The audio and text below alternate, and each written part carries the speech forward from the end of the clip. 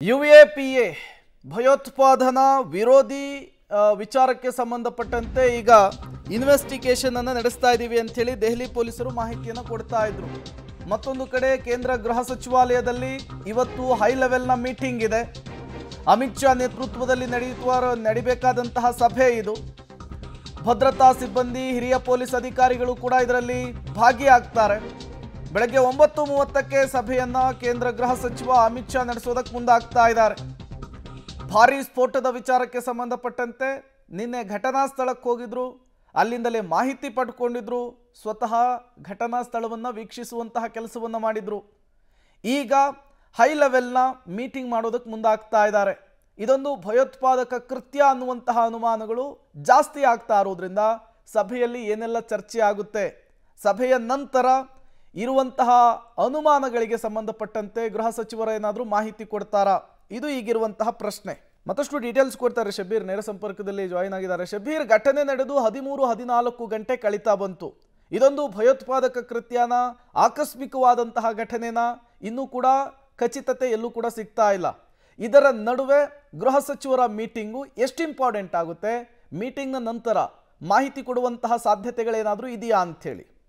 ಖಂಡಿತವಾಗ್ಲೂ ನೋಡಿ, ಇದು ಒಂದು ಬಹಳಷ್ಟು ಗಂಭೀರವಾದಂಥ ಘಟನೆ ಆಗಿರುವಂಥ ಹಿನ್ನೆಲೆಯಲ್ಲಿ ದಾಳಿಯ ಹಿಂದೆ ಏನು ಕೈವಾಡಗಳಿದ್ದಾವೆ, ಶಂಕೆಗಳನ್ನು ಕೂಡ ವ್ಯಕ್ತಪಡಿಸಲಾಗ್ತಾ ಇದೆ. ಅದನ್ನು ಪರಿಶೀಲಿಸುವಂಥ ಕೆಲಸಗಳು ಕೂಡ ಆಗ್ತಾ ಇದ್ದಾವೆ. ಆರಂಭಿಕವಾಗಿ ಇದನ್ನು CNG ಸ್ಫೋಟ ಅನ್ನುವಂಥ ನಿಟ್ಟಿನಲ್ಲಿ ಹೇಳಿಕೆಗಳನ್ನು ಕೊಡಲಾಗಿತ್ತು. ಆದರೆ ಅದು ಅಲ್ಲ ಅನ್ನುವಂಥ ನಿಟ್ಟಿನಲ್ಲೂ ಕೂಡ ಅದಕ್ಕೆ ಪೂರಕವಾದಂಥ ಸಾಕ್ಷ್ಯಾಧಾರಗಳು ಕೂಡ ಪತ್ತೆ ಆಗ್ತಾ ಇದ್ದಾವೆ. ಯಾಕೆಂದರೆ ಕಾರ್ನಲ್ಲಿದ್ದಂಥ ವ್ಯಕ್ತಿಗಳು ಮತ್ತು ಈ ಒಂದು ಸ್ಫೋಟಕಗಳು ಮತ್ತು ಸ್ಫೋಟವಾದಂಥ ಸ್ಥಳದಲ್ಲಿ ಸಿಕ್ಕಂಥ ವಸ್ತುಗಳು ಇವೆಲ್ಲವೂ ಕೂಡ ಬೇರೆದೇ ಕಥೆಯನ್ನ ಹೇಳ್ತಾ ಇರುವಂಥದ್ದು. ಫರೀದಾಬಾದ್ಗೂ ಮತ್ತೆ ದೆಹಲಿಗೂ ಕೂಡ ನಂಟಿರುವಂಥದ್ದು ಕೂಡ ಬಹಳ ಸ್ಪಷ್ಟವಾಗಿ ಕಾಣಿಸ್ತಾ ಇದೆ. ಸೊ ಹೀಗಾಗಿ ಇದನ್ನ ಇನ್ನಷ್ಟು ಆಳಕ್ಕಿಳಿದು ತನಿಖೆ ಮಾಡುವಂಥ ಕೆಲಸವನ್ನ ಸದ್ಯಕ್ಕೆ ತನಿಖಾ ಸಂಸ್ಥೆಗಳು ಮಾಡ್ತಾ ಇರುವಂಥದ್ದು. ಈ ಕಾರಣದಿಂದಾಗಿ ಇದರ ಹಿಂದಿನ ನಿರ್ದಿಷ್ಟ ಕಾರಣಗಳು ಏನು, ಸ್ಫೋಟದ ಹಿಂದೆ ಯಾರ ಕೈವಾಡ ಇತ್ತು ಅನ್ನುವಂಥದ್ದನ್ನು ಹೇಳಲಿಕ್ಕೆ ಸಾಕಷ್ಟು ಸಮಯ ತೆಗೆದುಕೊಳ್ತಾ ಇರುವಂಥದ್ದು. ಈ ನಿಟ್ಟಿನಲ್ಲಿ ತನಿಖೆಗಳು ಕೂಡ ಇನ್ನು ಪ್ರಗತಿಯಲ್ಲಿದೆ. FSL ನಿಂದಲೂ ಕೂಡ ಒಂದಷ್ಟು ವರದಿಗಳು ಕೂಡ ಬರಬೇಕಾಗಿರುವಂಥದ್ದು. ಸೊ ಈ ಎಲ್ಲ ಮಾಹಿತಿಗಳ ಆಧಾರದ ಮೇಲೆ ಅಂತಿಮ ತೀರ್ಮಾನಕ್ಕೆ ಬರುವಂತ ಸಾಧ್ಯತೆಗಳಿದಾವೆ. 9:00 ಕೇಂದ್ರ ಗೃಹ ಸಚಿವ ಅಮಿತ್ ಶಾ ಅವರ ನೇತೃತ್ವದಲ್ಲಿ ಸಭೆಯ ನಡೆಸಲಾಗ್ತಾ ಇರುವಂತದ್ದು. ಹಿರಿಯ ಅಧಿಕಾರಿಗಳೆಲ್ಲರೂ ಕೂಡ ಭಾಗಿಯಾಗ್ತಾರೆ. ಅವರಿಗೆ ಪ್ರಾಥಮಿಕ ವರದಿ ಸಲ್ಲಿಕೆ ಆಗುತ್ತೆ. ಮತ್ತೆ ಈವರೆಗೂ ಕೂಡ ತನಿಖೆಯಲ್ಲಿ ಕಂಡುಕೊಳ್ಳಾದಂತ ಅಂಶಗಳು ಏನು ಅನ್ನುವಂಥದ್ದನ್ನ ತಿಳಿಸುವಂತ ಕೆಲಸಗಳಾಗುತ್ತೆ. ಅದಾದ ಬಳಿಕ ಒಂದಷ್ಟು ಮಾಹಿತಿಯನ್ನ ಪೊಲೀಸರು ಅಧಿಕೃತವಾಗಿ ಬಿಡುಗಡೆ ಮಾಡುವಂತ ಸಾಧ್ಯತೆಗಳಿದಾವೆ. ಸದ್ಯಕ್ಕೆ ಸ್ಥಳದಲ್ಲಿ ಕೂಡ ನೀವು ಗಮನಿಸಬಹುದು, ಎಲ್ಲ ಕಡೆಯೂ ಕೂಡ ಪೊಲೀಸ್ ಬಿಗಿ ಭದ್ರತೆಯನ್ನು ಮಾಡಿಕೊಳ್ಳಲಾಗಿದೆ.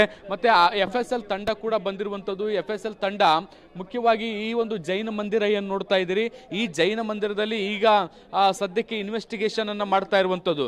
ಘಟನೆ ನಡೆದಂತಹ ಕೂಗಳತೆಯ ದೂರದಲ್ಲಿ ಈ ಜೈನ ಮಂದಿರ ಇರುವಂಥದ್ದು. ಇಲ್ಲಿಂದ ಏನಾದರೂ ತನಿಖೆಗೆ ಲೀಡ್ ಸಿಗಬಹುದಾ ಅನ್ನುವಂಥ ಅಂಶಗಳನ್ನು ಕೂಡ ಪರಿಶೀಲಿಸ್ತಾ ಇದ್ದಾರೆ. ಮತ್ತೆ ಇಲ್ಲೂ ಕೂಡ ಕೆಲವು CCTVಗಳು ಕೂಡ ಇರುವಂಥದ್ದು. ಇವುಗಳನ್ನು ಕೂಡ ಭೇದಿಸುವಂಥ ಕೆಲಸಗಳು ಕೂಡ ಆಗ್ತಾ ಇದ್ದಾವೆ. 3-4 ಜನ FSL ತಂಡದ ಅಧಿಕಾರಿಗಳು ಕೂಡ ಈಗ ಒಳಗಡೆ ತೆರಳಿರುವಂಥದ್ದು. ಅವರು ಕೂಡ ಒಂದಷ್ಟು ಮಾಹಿತಿಯನ್ನ ಇಲ್ಲಿಂದ ಕಲೆ ಹಾಕುವಂತ ಪ್ರಯತ್ನಗಳು ಕೂಡ ಈಗ ಸದ್ಯಕ್ಕೆ ನಡೀತಾ ಇರುವಂಥದ್ದನ್ನು ಕೂಡ ನಾವು ಗಮನಿಸಿದ್ದೀವಿ.